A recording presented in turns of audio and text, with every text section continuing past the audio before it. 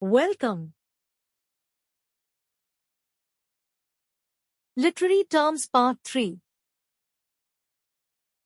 Dramatic Irony. Dramatic irony is when the readers know more about the situation going on than at least one of the characters involved. This creates a difference between the ways the audience and the characters perceive unfolding events.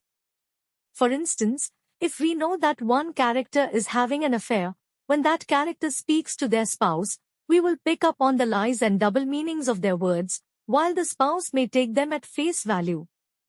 Example, in Titanic, the audience knows from the beginning of the movie that the boat will sink. This creates worry humor when characters remark on the safety of the ship. Flashbacks. Flashbacks to previous events split up present-day scenes in a story, usually to build suspense toward a big reveal. Flashbacks are also an interesting way to present exposition for your story, gradually revealing to the reader what happened in the past. Example, every other chapter in the first part of Gone Girl is a flashback, with Amy's old diary entries describing her relationship with her husband before she disappeared. Frame story. A frame story is any part of the story that frames another part of it, such as one character telling another about their past, or someone uncovering a diary or a series of news articles that then tell the readers what happened. Since the frame story supports the rest of it, the two FRGGNG they D have GG plot, it is mainly used at the beginning and the end of the narrative, or in small interludes between chapters or short stories. Example, in The Name of the Wind by Patrick Rothfuss, Worthy is telling chronicler the story of his life over the span of 3 days. Most of the novel is the story he is telling, while the frame is any part that takes place in the inn. Tone. Tone refers to the overall mood and message of your book.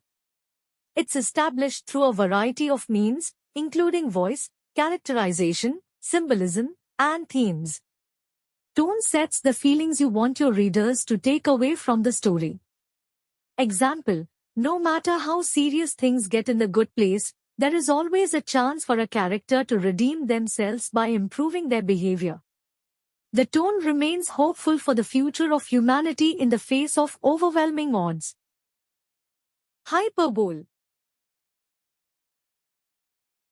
Hyperbole is an exaggerated statement that emphasizes the significance of the statement's actual meaning.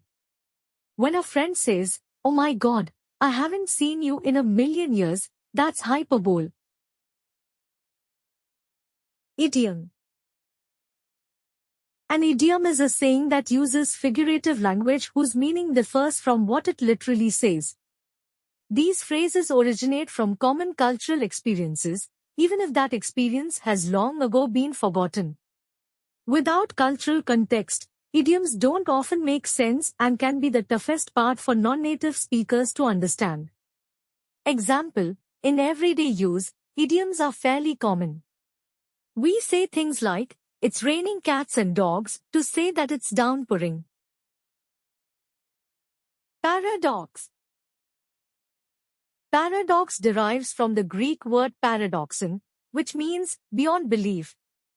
It's a statement that asks people to think outside the box by providing seemingly illogical, and yet actually true, premises. Example, in George Orwell's 1984, the slogan of the totalitarian government is built on paradoxes: war is peace, freedom is slavery, ignorance is strength.